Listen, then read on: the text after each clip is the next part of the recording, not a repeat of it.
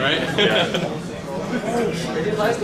Alright, so if you could tell us your names, the name of your game, and then what it does. Sure. My name's Michael Wellesley. This is my partner, Hector Julio. We created Snake. As you can see, we created our own 8x8 LED matrix. We use bicolor LEDs, red and green, which also produces an orange when they're on simultaneously.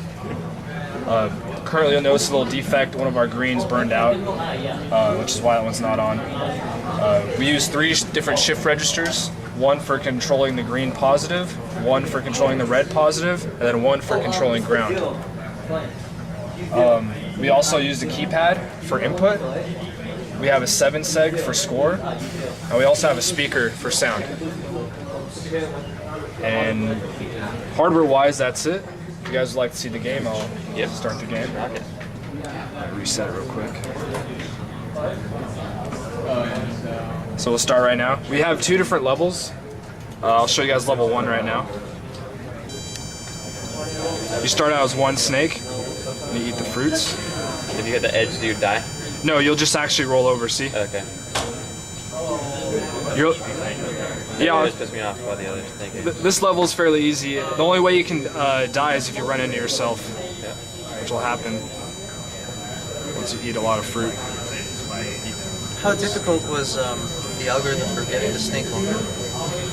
It actually was not that difficult at all. We created a 2 separate matrices. We tried to do one. We had one matrix hold the X values of the current snake's head. Well, first of all, we created a queue for it, a modified queue, that would pull from. Sorry, I'm having a hard time playing and telling you guys at the same time. It was a. I'll just talk to you guys now. It was a queue in the sense that it would push onto the front. I'm sorry. It was a stack in the sense that it would push on the front, but it would pull from the back. It was kind of a hybrid of a stack and a queue. So what we'd end up doing is we created a snake object, and in there we would keep track of where the tail is at.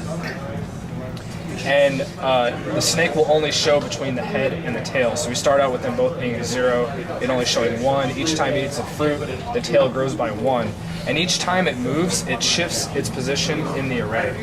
And we use a size 64 array since it's 8x8. So the values in it are always shifting down, and the head's always staying on top.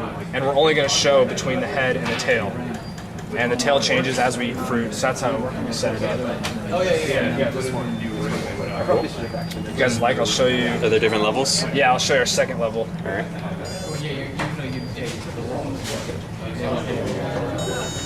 We have we have 2 barriers right here that you can't hit. As you can see, the fruit's still right there, so I'll try to. I like the numbers on the matrix. Oh, thank you. You tried hitting on the barriers to see if actually. Yeah, I'll hit one right now.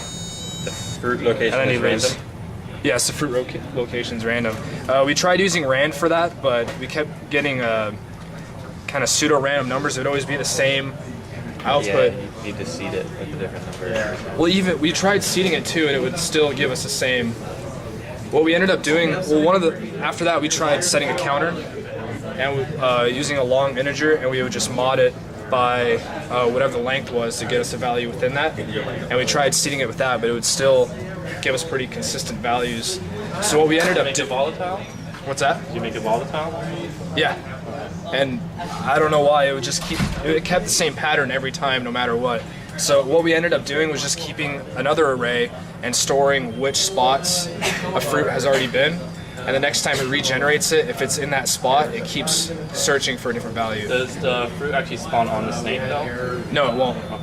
Yeah, it won't spawn on the snake, or if there's barriers, it won't spawn there either. Cool. Sweet. Yeah, and your score will output here until you start the next game. It'll stay on to show your high score. As soon as you start, it resets to 0. So what was the hardest part? This one. Yeah, the hardest part was Did you solder all that? yeah, my partner and I, we soldered all this from scratch. That took us like yeah. 4 days. Yeah. pretty much of Intel's work. Isn't there like a printer, PCB printer in the in Elmar's lab? Oh man, You could just like do it in software and then it'll spit it out for you. that would have been nicer. And This now took you, quite now a you while. know. Well, good to know. Well, everything is there. Yeah. You're damn good solderers. That now, was though, pretty right? much the hard part. Yeah. And That was also the- figure out some shift registers, Yeah. stuff that we run into problems. Yeah, our biggest problem, hands down, was the matrix, getting that set up and running. Our next biggest problem was actual coding. Our timer ISR kept acting up. Okay. After a while, the way we output this, it's a two-step process. We had a state machine for the game, which would update everything in the matrices, and then we had a print function, which would scan that matrix and then output whatever colors we have to see what you see. And once we got to a certain point where we were adding in the keypad and the 7 seg, the timer began assigning random matrix values into different registers. And what we were passing in to our shift registers, for some reason our ground shift register, it would share the same register with the array, to where it would just be garbled stuff coming out each time. So we spent a lot of time in AVR Studio trying to figure that out, and we just ended up just creating functions and ditching the whole state machine task scheduler for that. Mainly just ditching timer ISR.